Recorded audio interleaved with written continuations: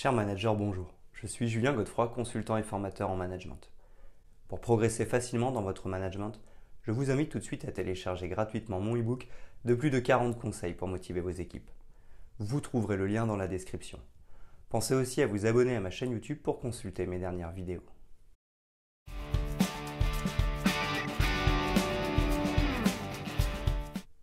La prise de décision en équipe fait référence au processus par lequel un groupe de personnes travaillant ensemble collabore pour choisir une option parmi plusieurs possibles. Plutôt que d'être prise par un seul individu, la décision est élaborée et prise collectivement par les membres de l'équipe. Ce processus peut être utilisé dans divers contextes, tels que les entreprises, les organisations, les projets de groupe, les comités et même dans des situations familiales ou communautaires. La prise de décision en équipe offre plusieurs avantages significatifs. Tout d'abord, elle permet de rassembler une diversité de perspectives provenant des membres de l'équipe. Cela favorise une exploration approfondie des options et la découverte de solutions innovantes. De plus, cette approche aboutit souvent à des décisions de meilleure qualité, car elle intègre des points de vue multiples et réfléchis, réduisant ainsi les risques d'erreur ou d'omission. En impliquant activement les membres dans le processus décisionnel, cette approche renforce leur acceptation et engagement envers les résultats. Outre cela, la responsabilité partagée qui peut en découler peut également alléger la pression sur un seul individu et renforcer l'esprit d'équipe. Enfin, les décisions en équipe offrent des opportunités d'apprentissage et de développement des compétences en communication et en résolution de problèmes. C'est pourquoi la prise de décision en équipe favorise des solutions plus adaptées et flexibles au changement, bien que des efforts soient nécessaires pour gérer efficacement les interactions de groupe et maintenir le focus sur l'objectif à atteindre. Voici les 9 étapes de la prise de décision en équipe.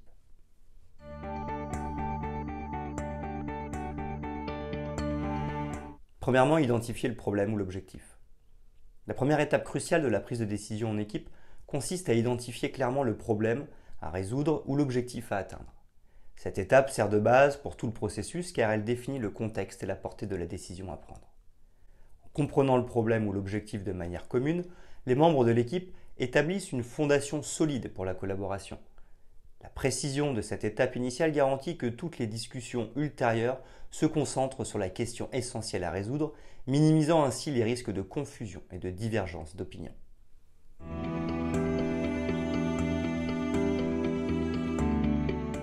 Deuxièmement, collecter les informations. La deuxième étape cruciale de la prise de décision en équipe est la collecte minutieuse d'informations pertinentes. Cette phase englobe la recherche, la compilation et l'analyse des données clés liées au problème ou à l'objectif identifié. Grâce à cette collecte d'informations approfondie, les membres de l'équipe obtiennent une vision complète de la situation, ce qui les aide à élaborer des solutions éclairées. Les données recueillies fournissent également une base factuelle pour évaluer les options ultérieures. Les informations variées provenant de différentes sources enrichissent les délibérations et contribuent à une décision éclairée et informée.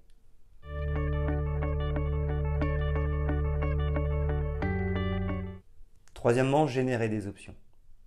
Dans la troisième phase cruciale de la prise de décision en équipe, la génération d'options prend place.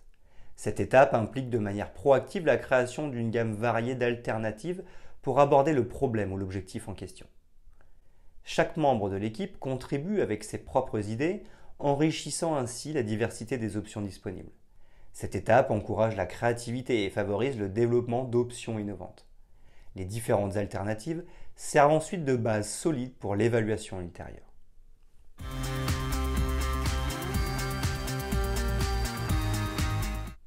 Quatrièmement, évaluer les options.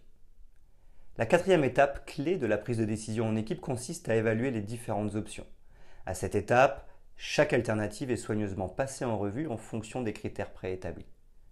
Les membres de l'équipe analysent les avantages, les inconvénients et les conséquences potentielles de chaque choix. Des discussions ouvertes et constructives sont encouragées, ce qui permet de prendre des décisions éclairées. Cette évaluation approfondie guide la sélection de l'option la plus appropriée en alignement avec les objectifs et les contraintes établies précédemment.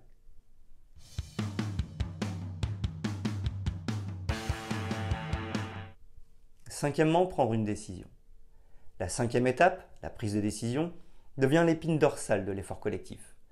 Les collaborateurs convergent vers un choix après avoir examiné et débattu les options disponibles. La communication ouverte favorise l'échange d'idées et la compréhension mutuelle, aboutissant à une décision consensuelle ou majoritaire.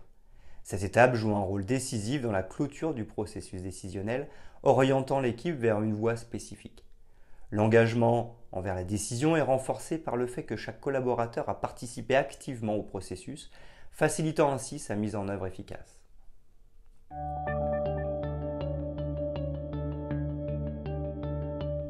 Sixièmement, planifier la mise en œuvre. À la sixième étape, la planification de la mise en œuvre prend le devant de la scène. Les membres de l'équipe élaborent un plan concret pour réaliser l'option choisie.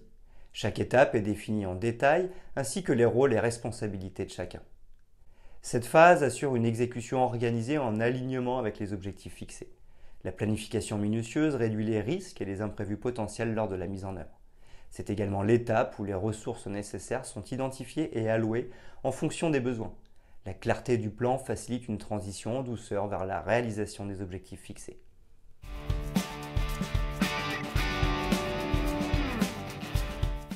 Septièmement, mettre en œuvre.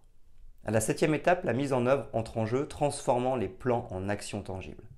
Chaque membre de l'équipe prend en charge son rôle défini dans le plan, en harmonie avec les autres. L'exécution se fait étape par étape, guidée par le plan préparé précédemment. Cette phase exige une coordination efficace et une communication continue entre les membres pour assurer la cohérence et la progression. Les ressources sont utilisées de manière optimale pour atteindre les objectifs fixés. La mise en œuvre réussie est le résultat d'un effort collectif et coordonné, conduisant à la concrétisation des décisions prises en équipe.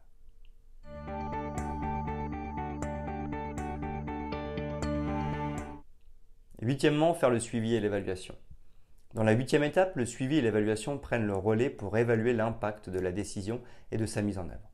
Les membres de l'équipe surveillent attentivement les progrès et les résultats obtenus, comparant ces derniers aux attentes fixées.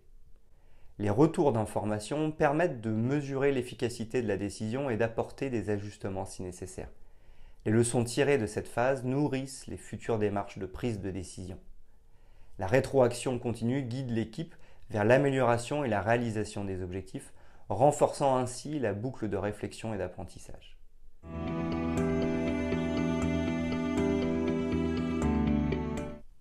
Neuvièmement, réfléchir et apprendre. À la neuvième et dernière étape, la réflexion et l'apprentissage prennent place pour clore le processus de prise de décision en équipe. Les collaborateurs évaluent non seulement les résultats obtenus, mais aussi le cheminement parcouru tout au long du processus. Les succès et les défis sont passés en revue pour en tirer des enseignements.